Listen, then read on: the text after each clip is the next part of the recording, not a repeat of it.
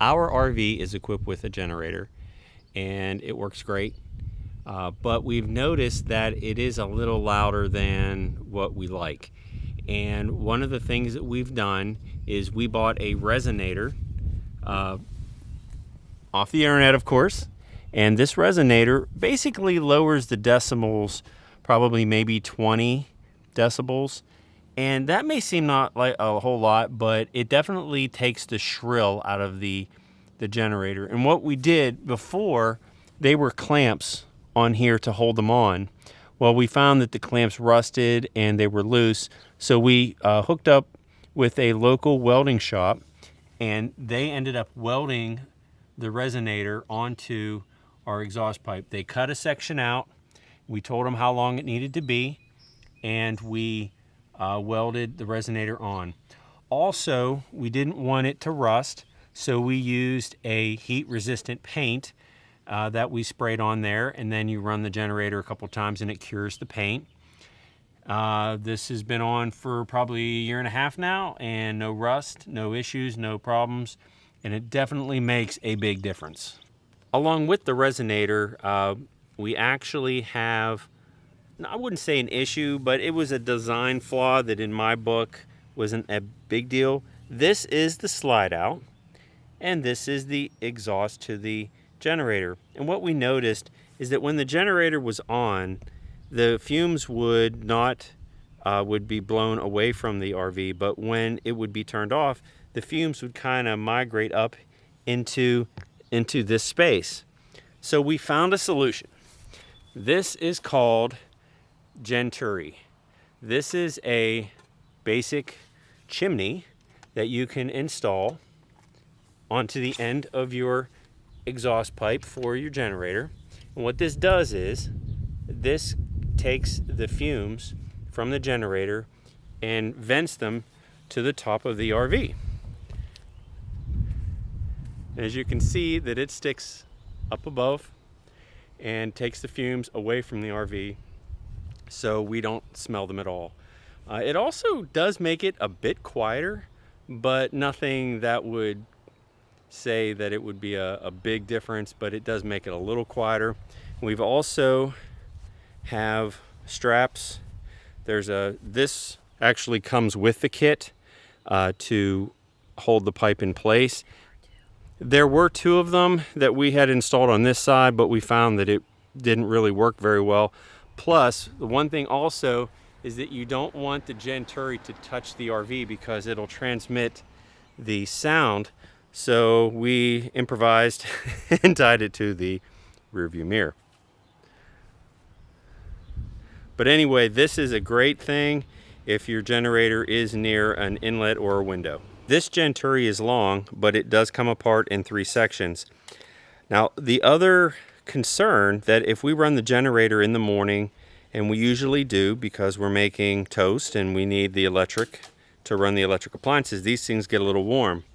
So this is the place where my wife stores it. She's come up with an ingenious way of allowing the heat to dissipate still in this back section and not touch anything, because this will stay a little warm.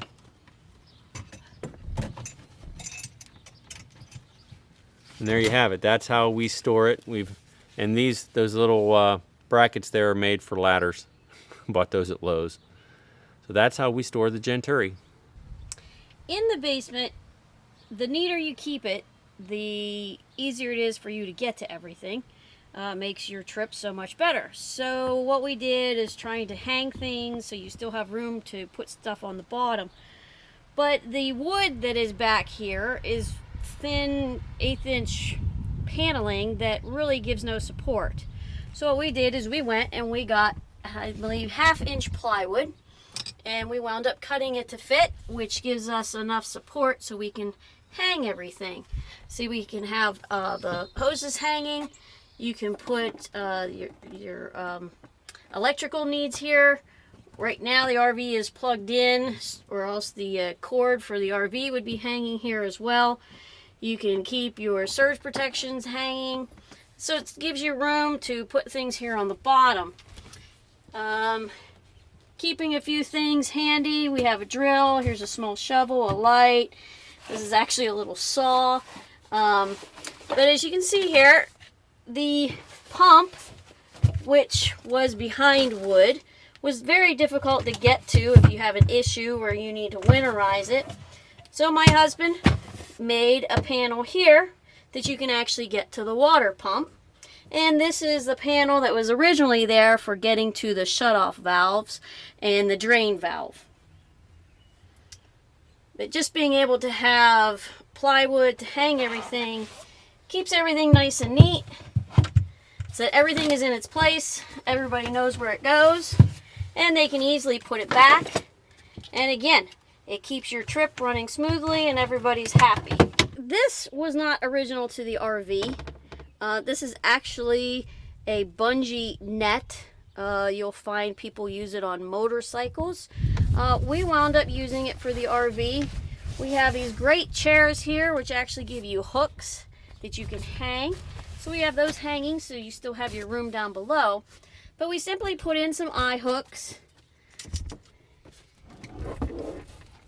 and using different places that you already have existing, you can put in the bungee net so things do not slide when you go around bends. You have your doormat if you don't want to use a big carpet. This is an air system that my husband found. I'm sure he will talk about later. We have our grill in here. We have a small broom. And of course, with all this COVID stuff going on, you need your extra toilet paper. So the bungee net keeps everything nice and neat. And the hooks for the chairs keeps that all nice and neat. And your bungee cord simply goes back in through your hooks. And things don't come sliding down, and it keeps everything nice and neat. Here is our rug that we use outside of the RV. I found rolling it makes it a lot easier than trying to fold it. Then you can just unroll it, and then you only have one fold down the middle instead of a bunch of folds trying to get them to warm up and go down. And then here is a little bit of roofing material that my husband got just to protect things. And lo and behold, here is a little table that actually fits perfectly in this hole. And it's a foldable table that you can pull out, and you can set up your little camping grill, and just covering it again with the roofing material. And then you can use the space on top of it to store more. We even have times put scooters back here, which I sewed little bags that the scooters can go in so things don't get scratched up. Those fit in this space. And then you have your little compartment. These are the foam blocks that we use to fill the gaps that my husband was talking about. And then you have your propane for your campfire, table covers. We have the lights to hang from the awning. This stuff is fabulous for starting your campfires with the fat wood and the lighter. It's just nice to have a little bag with a few extra things in here that you might need. And you always need a bucket and rags no matter where you are going. You will wish you had them. Another feature that I like to do is I change the gas cap out to a locking gas cap. This always made me a little nervous. This was so accessible, it wasn't hidden, and it's kind of out there, and I didn't want anybody messing with it. So I ended up cutting off, there was a plastic retainer for the original gas cap, and then I plugged it, and we bought a, just to keep the honest, I always do a lockable gas cap. Our RV was equipped with hydraulic leveling system. This makes it so much easier when we go to boondock or we go to campgrounds, and we can level the RV without using blocks and without using the wheels. However, our hydraulic system sits quite a bit off the ground, and there's only so much leveling that it can do. The cylinder is only so long. So we found that using these blocks that I've made out of basically a 2x10, we can slide these underneath and basically take up quite a bit of room that the cylinder has to drop. I also have a rope tied to the end of it, so I leave it hang out. So when we're done camping, I don't have to reach underneath there and grab the blocks. I can just pull the string. Now, sometimes the terrain is not favorable for using the 3, and we have a 2-block design. And also, if the 2 is not good, we also have a single block here. I don't have a rope tied to it, but most of the time, the 2 and the 3 works. Sometimes we can use this as a shim, and as you can see, it is pretty close to the bottom, so we really don't have to have the pad fully extended just to get the RV to sit straight. This is also nice when you pull into an RV that has new blacktop, and our leveler does not sink down into the blacktop. Of course, most RV parks tell you that you have to have a pad under it anyway, but these wooden blocks work great. They don't scratch. They're pretty resilient. They don't rust.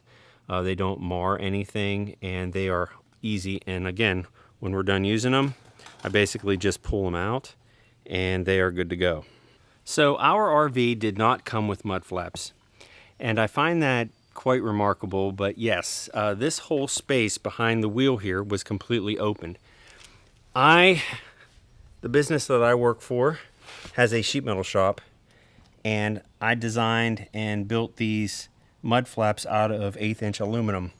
Now this mud flap here is basically a regular mud flap from a semi-trailer, but the 1/8-inch thick aluminum here was all designed and made by my company. Now I've used stainless steel bolts, and basically this is just a clamp that clamps on the plastic bottom of the mud flap. So if I hit something, this bottom part breaks off. But these fasteners here are stainless, and then there's little caps on them to protect them from the dirt. But why I did this is that my muffler, or my tailpipe, would be completely covered in mud if I went through a RV park that was a little muddy, and it would coat also my valve. See, my dump valve for the black tank is right there, and the wheel is right there, and it would be grass and mud and everything, and it would just make a mess. So these mud flaps are a must in my book. It took me a little while to get them designed and screwed up, but I got them all fastened with stainless steel fasteners, so nothing's rusted. Best investment that I've ever made, and again, you can see I've driven through a little bit of mud, and it's kept it from getting on the tailpipe and on the valve. So as I am laying on my back underneath my RV, I am showing you guys one of the best modifications that you can do to your RV, and that is shock absorbers. The original shock absorbers that come with this RV is it's a standard box truck chassis which have gas struts, and they are horrible. Well, I bought a set of Connie shocks. These are hydraulic shocks. Everybody raves about them. Best investment I ever did. The ride quality is a lot better. I installed them myself because of my leveler system. I was able to jack up the RV myself and get underneath here and install the shocks. I also installed a larger sway bar. This sway bar is made by Roadmaster. It takes they call it the swaying back and forth or porpoising or all the things that come with RV. These sway bars take that out completely. You can see on the other side, the sway bars are definitely larger than what comes in the original chassis. And also, this RV came with airbags. Now, the airbag system is not the greatest. I installed what they called Sumo Springs. Now, these Sumo Springs are high density polyurethane. And what this does is this allows the chassis to support itself properly, but it does not allow the chassis to bottom out. Now, when I had airbags, This system was hard as a rock. The airbags would support the chassis, but it wouldn't allow it to flex. Well, this Sumo Spring with the urethane, it's dense enough to hold it up, but when it hits a bump, it compresses and then it comes back. The airbags did not. And that meant when you hit a bump, it was a huge kaboom inside the compartment. These took the kaboom away, they took the harshness away, and it definitely made a better ride. It allowed the shocks to do their job, because if the airbag was here, it would lock the shocks out. It would lock the whole suspension. It wouldn't allow it to go up and down. So this was a very cheap fix, and I can't say enough about these. These change the ride quality. So suspension changes, shocks, sway bar, Sumo Spring, um, definitely the way to go. All right, guys, we're here at the front of the RV, and I wanted to show you the setup that I had as well. We have Connie shocks in the front. Now these were basically coilovers, but the shock actually can be dropped from in the spring and dropped out of the bottom. So that's what we did. I'm going to try and attempt to show you. There's the bottom of the shock, so you can take those bolts out and drop the shock out, and then there's a bolt up on top. So you can basically get the shock in and get it all buttoned up. Now I'm trying to attempt to show you that little rubber neoprene. The Sumo, that was the bump stop of the suspension. That is actually also a Sumo Spring, and I'll try and get a better picture of it here after talking. And that makes a huge difference as well, because it allows the suspension to travel. It's still a bump stop, but it also softens up the ride. Now, the one last thing that is a must, and that is, if I can get a shot of it here, here's the end of it. This is a steering stabilizer made by Safety, I think, steering stabilizer. This attaches, and this is kind of precarious. I'm going to try and get this a little better. All right, so if you got, hopefully you guys can hear me. This steering stabilizer attaches to the main steering, and what it does is you attach it to the frame, and then you attach it to the steering arm. And what it does is it allows the steering to be self-centering. There's a spring in here, but also they use these if you have a flat and you have a tire go down, it doesn't yank the steering wheel out of your hands. This everybody talks about, and so we ended up doing it. I'm glad we did it because it's a good solid feel when you're driving, and it's peace of mind. It's cheap insurance. Now we did have this professionally installed. The shocks and the sway bars I installed myself, but this we had a shop install it. Now also, here's the front sway bar. As you can see, it's made by Roadmaster. This is, I installed all of this myself. Some of the grease is I used a little bit more grease probably than I needed to, but I wanted to make sure it was lubed good. But this sway bar makes a huge difference in the reaction going around bends. Can't say enough about the suspension on an RV. If you can dial it in with all the aftermarket products that are available, it is the way to go. So after you get all of your suspension parts on, it's important to get a four-wheel alignment. And I used a truck garage, and they will loosen up the leaf springs in the back, and they will make sure that the toe in is proper in the front, and they will align this. And we had found out that the rear axle was out nearly a half an inch, and it would pull to one side. So we went to a truck garage, they put it on a lift, they put everything on it. They did an impeccable job. Now this thing is straight down the road. It doesn't sway. When it handles potholes well. This is the only way to drive an RV with the suspension. Is my wife this tall? No, she has a stool that she's standing on. All right, guys, well, that's it for our video. We hope you guys liked it. If there's something that we showed you that you want to know more about, how we installed it, or just where we bought it, leave a comment below and we'll do the best we can. If you like this video, please click the like and subscribe button. And don't forget to click on the bell so you won't miss our next episode. Thanks for watching, and we'll see you soon. To show you a while... Okay. Okay. Okay, bend down. Okay.